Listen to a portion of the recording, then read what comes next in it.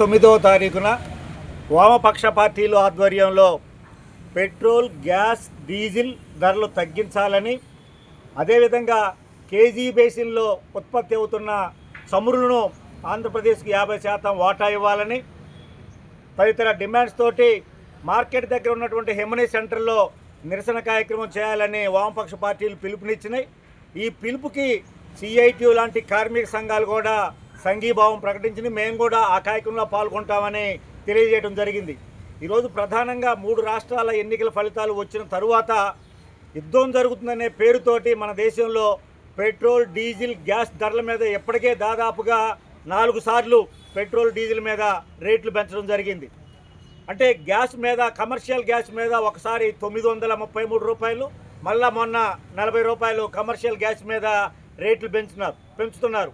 ఎందుకు పెంచుతున్నారయ్యా రేట్లు అని అడిగితే అక్కడ పశ్చిమాసియాలో యుద్ధం జరుగుతుంది, ఆ యుద్ధం నేపథ్యంలో రేట్లు పెంచుతున్నామని చెప్తున్నారు. వాస్తవంగా అదే వాస్తవం అయితే ప్రజలకి మేము న్యాయం చేస్తామని చెప్పే ప్రభుత్వాలు ఈరోజు పెట్రోల్ మీద, డీజిల్ మీద సుంకాల పేరుతో లీటర్ పెట్రోలు 118 రూపాయలు ఉంటే కేంద్ర రాష్ట్ర ప్రభుత్వ సుంకాలు 59 రూపాయలు ఉన్నాయి.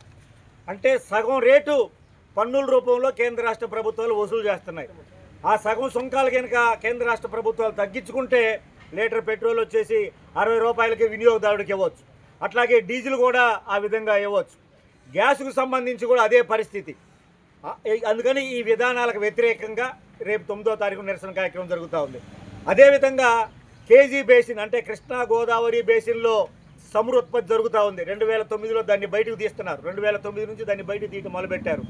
సహజంగా ఏ రాష్ట్రంలో ఏ వస్తువు ఉత్పత్తి అయినా ఆ రాష్ట్ర అవసరాల కోసం ముందు దాన్ని కేటాయించాలి. కానీ కేంద్ర ప్రభుత్వం, అప్పుడున్నటువంటి కేంద్ర ప్రభుత్వం ఆ విధంగా కేటాయించకుండా గుజరాత్, మహారాష్ట్ర ప్రాంతాలకి దాన్ని తీసుకెళ్ళి అక్కడ విక్రయిస్తున్నారు. అదే గ్యాస్ని మన రాష్ట్రంలో వినియోగించుకుంటే మనకు వంట గ్యాస్ దాదాపుగా 250 రూపాయలకు సిలిండర్ వస్తుంది. ఈరోజు మనం 1000 రూపాయలు పెట్టి సిలిండర్ కొనుక్కుంటున్నాం. అదే కమర్షియల్ గ్యాస్ అయితే దాదాపుగా 3000 రూపాయల దాకా కమర్షియల్ గ్యాసు రేట్లు ఉంటున్నాయి.